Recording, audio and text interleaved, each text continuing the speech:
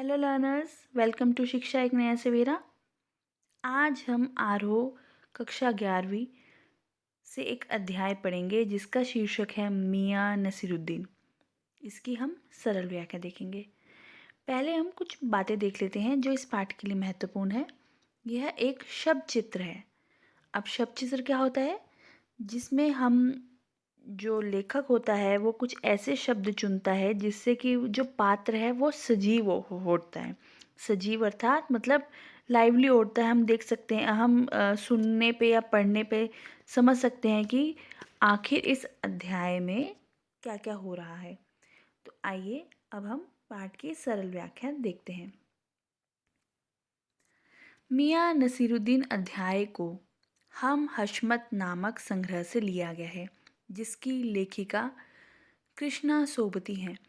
तो जो बच्चों ये जो अध्याय है ये एक हम हशमत नामक संग्रह है, कृष्णा सोबती जी ने लिखा था, तो उसमें से लिया गया है। लेखिका कहती हैं कि एक और जहाँ दिल्ली में राजनीति, साहित्य और कला के हुनरमंद व प्रतिभाशाली लोग रहते हैं, तो वहीं दूसरी ओर इसी दिल्ली में एक खानदानी व हुनरमंद नानबाई मियाँ नसीरुद्दीन भी रहते हैं। अब यहाँ पे वह बताती हैं कि दिल्ली में दो तरीके की दिल्ली है, जहाँ ऊंचे ऊंचे मतलब बड़ी बड़ी बिल्डिंग्स हैं और राजनीति होती है, साहित्य का क्षेत्र भी बहुत बड़ा है और कला के क्षेत्र में भी दिल्ली में प्रतिभाशाली लोग यहाँ पर रहते हैं। तो वहीं दूसरी ओर क्या है कि पुरानी दिल्ली साइड हम जाएंगे तो वहाँ देखते हैं कि तरह तरह के लोग रहते हैं जिनमें स्किल्स है, आर्ट है, वो उनके हुनर हैं। जैसे कि नानबाई लोग वो होते हैं जो अनेक तरह की रोटी, तंदूरी रोटी बनाने में निपुण होते हैं। तो यहीं पर उनका वर्णन किया गया है जिनका नाम है मियाँ नसीरुद्दीन। मियाँ नसीरुद्दीन को अपने खानदान व खानदानी पेशे में बहुत नाज है और वो अपने काम के प्रति पूरी तरह से समर्पित भी हैं। तो जो ये मियाँ नसीरुद्दीन के बारे में यहाँ बताया जा रहा है वह क्या है? खानदानी पेशा है इनका, नान बनाना और रोटियां बनाना। तो वह अपने काम में पूरी तरह से समर्पित हैं अपने काम के प्रति। मियाँ नसीरुद्दीन अध्याय की शुरुआत करते हुए लेखिका कहती हैं कि जब वो एक दिन दोपहर के वक्त जामा मस्जिद के आड़ा पड़े मटिया महल के गड़ैया मोहल्ले की तरफ से गुजरी तो वहाँ एक अंधेरी व छोटी सी दुकान पर आटे का ढेर सारा संता देख लेखिका ने सोचा कि शायद दुकान में सिवैयों बनाने की तैयारी चल रही होगी। तो हुआ क्यों कि जब वो एक रास्ते से जा रही थी तो उन्हें जामा मस्जिद की साइड से, तो वहाँ पे उन्हें एक मोहल्ले में देखा कि छोटी सी दुकान है, वहाँ पे बहुत सारा आटा फैला हुआ है, आटे के ढेर लगे हुए हैं। तो उन्होंने सोचा कि शायद यहाँ पर सिवैयाँ बन रही होंगी, मगर पूछने पर पता चला कि यह दुकान तो खानदानी नानबाई मियाँ नसीरुद्दीन की है जो 56 प्रकार के नान, एक प्रकार की रोटी होती है, बनाने के लिए मशहूर है। तो उन्हें मतलब पूछा कि आसपास की ये दुकान कहाँ किस चीज़ की है, तो उन्हें पता चला कि ये दुकान तो नानबाई है, खानदानी है, वो भी मियाँ नसीरुद्दीन की है जो अनेक प्रकार की रोटियां बनाने में मशहूर है बनाने के लिए। लेखिका ने जब दुकान के अंदर झांक कर देखा तो मियाँ नसीरुद्दीन चारपाई में बैठे बीड़ी का मज़ा ले रहे थे। जब लेखिका ने अंदर जाके देखा कि अच्छा चलो मैं दुकान के अंदर जाके देखती हूँ कि वहाँ पे चल क्या रहा है, तो वहाँ पे देखा कि जो नानबाई हैं मियाँ नसीरुद्दीन चारपाई पर बैठ के मज़े से बीड़ी पी रहे हैं। उनके चेहरे पर उनकी उम्र व काम का अनुभव साफ साफ झलक रहा था। मतलब उनका चेहरा देखने से पता चल रहा था कि वह कितने अनुभवी हैं, उन्हें अपने काम में कितनी निपुणता है और कितने अच्छे से वह अपना काम करने में माहिर भी होंगे। लेखिका को ग्राहक समझकर मियाँ नसरुद्दीन ने उनकी तरफ देखकर पूछा, क्या चाहिए? लेखिका ने जब उनसे कहा कि वो उनसे कुछ सवाल पूछना चाहती है, तो मियाँ नसरुद्दीन ने उनकी तरफ किसी पंच हजारी की तरह देखा, यानी अक्कड़ कर देखा। तो लेखक को ग्राहक समझकर पहले तो मियाँ जी ने सोचा कि भई क्या चाहिए, कोई ग्राहक आया है। लेकिन जब उनसे कहा कि वह उनसे कुछ सवाल पूछना चाहती है, तो उनको पता चला अच्छा कि यह कोई पत्रकार हैं। तो वह उनसे तिरछी निगाह में देखते हैं, निगाहें करके अकड़ कर देखते हैं कि हाँ, अच्छा कि तुम पत्रकार हो, मन ही मन सोच रहे होते हैं। फिर वो बोले, कहीं आप अखबार वाले तो नहीं हैं? क्योंकि मियाँ नसीरुद्दीन अखबार बनाने वाले और अखबार पढ़ने वाले दोनों को ही निठल्ला समझते हैं। लेखिका के मना करने पर उन्होंने लेखिका से प्रश्न पूछने को कहा। अब लेखिका कहते हैं, नहीं नहीं, मैं तो कोई पत्रकार नहीं हूँ, बस मैं आपसे कुछ प्रश्न पूछना चाहती हूँ। तो इस पर लेखिका प्रश्न पूछती हैं कि उन्होंने इतने प्रकार की रोटियों को बनाने का हुनर कहाँ से सीखा। तो उनका पहला प्रश्न ये होता है लेखिका का कि वह नानबाई से पूछती हैं कि आपने इतनी सारी रोटियां, इतने प्रकार की रोटियां बनाने का हुनर कहाँ से सीखा। तो इस पर थोड़ा उखड़ कर कहते हैं कि रोटियां बनाने का हुनर हमने कहीं से नहीं सीखा, यह तो हमारा खानदानी पेशा है।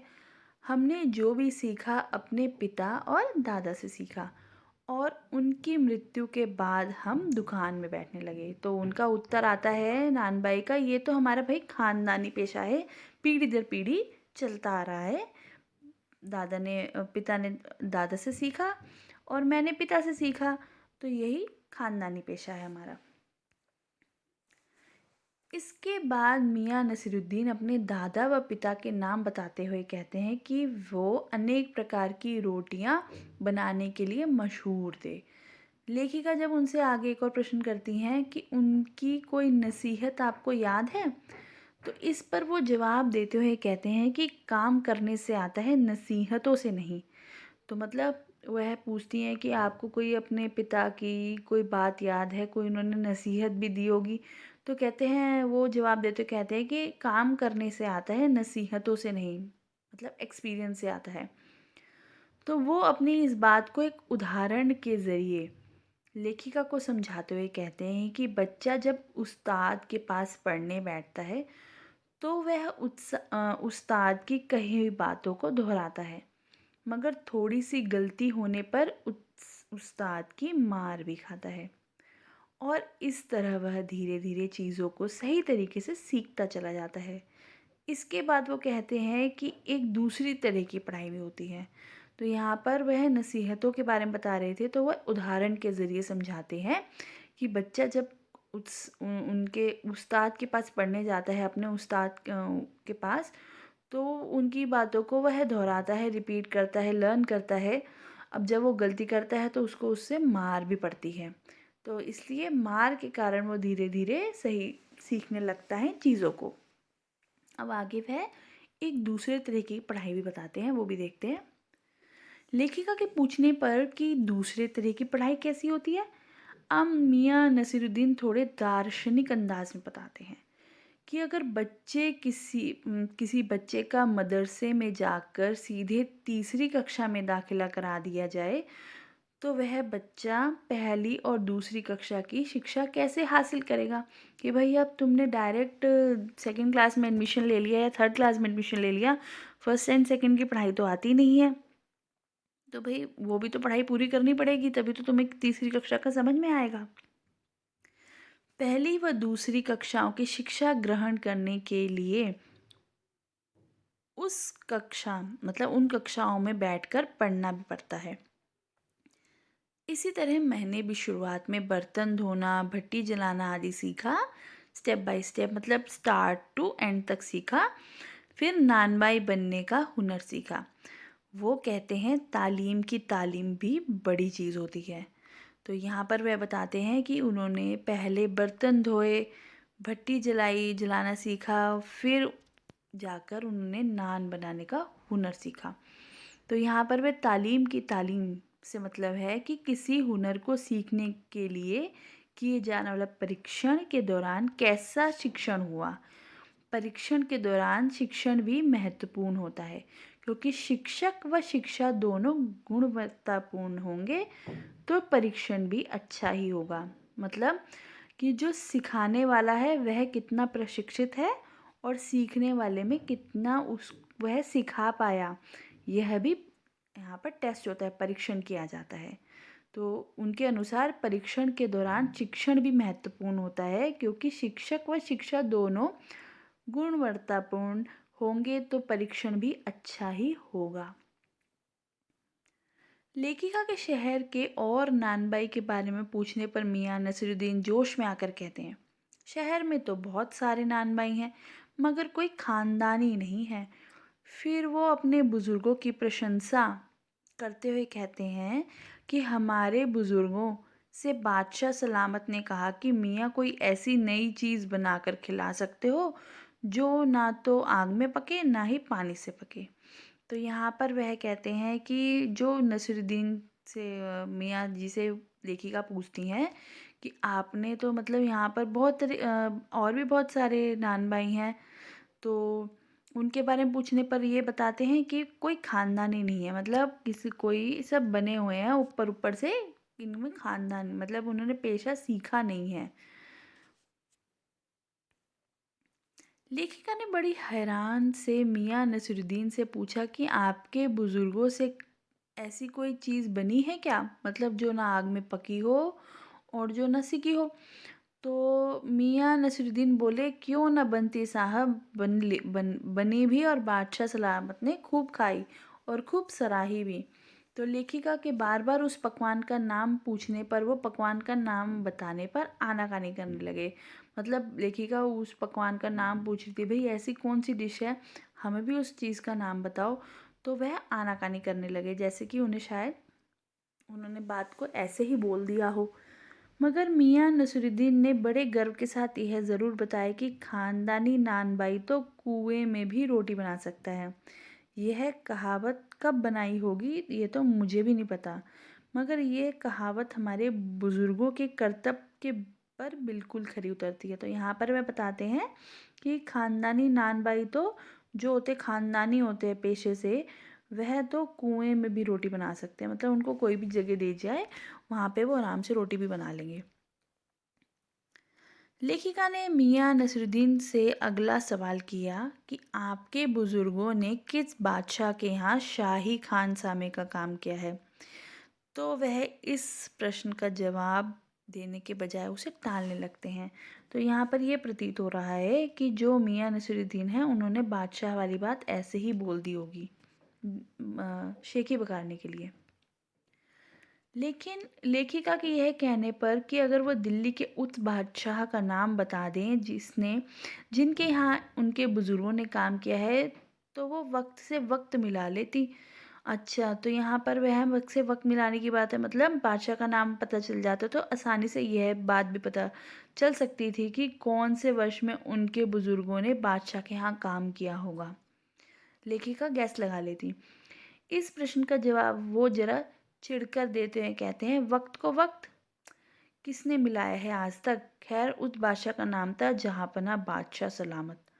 तो लेखिका के यह कहने पर कि कहीं वो बादशाह बादशाह बहादुर शाह जफर तो नहीं थे, तो नाराज़ होते हुए कहते हैं कि यही लिख लीजिए, आपको कौन से उनके नाम चिट्ठी भेजनी है, जो एकदम सही पता चाहिए। इसके बाद वो अपने कारीगर को आवाज़ लगाते हैं। लेखिका के यह पूछने पर कि क्या यह आपके शागिर्द हैं, तो उन्होंने जवाब दिया कि नहीं, ये उनके कारीगर हैं जिनको वो 2 रुपये मन आटा और 4 रुपये मन मैदा गूंदने के लिए देते हैं। लेखिका ने जब मियाँ नसीरुद्दीन से यह जानना चाहा कि वो कितने प्रकार की रोटी बनाते हैं, तो इसके जवाब में वो कई प्रकार की रोटियों के नाम भी बता देते हैं। फिर पुरानी बात को याद करते हुए कहते हैं कि कभी लोग उनकी रोटियों के कद्रदान हुआ करते थे, लेकिन अब वो बात नहीं रही। तो बच्चों, हमने ये शब्द चित्र देखा कृष्णा सोबती द्वारा रचित। तो आई होप आपको ये पाठ का सार अच्छे से समझ आया होगा। तो आपको ये अच्छे से समझ आया तो वीडियो को लाइक ज़रूर करें और न्यू है तो चैनल को सब्सक्राइब करें।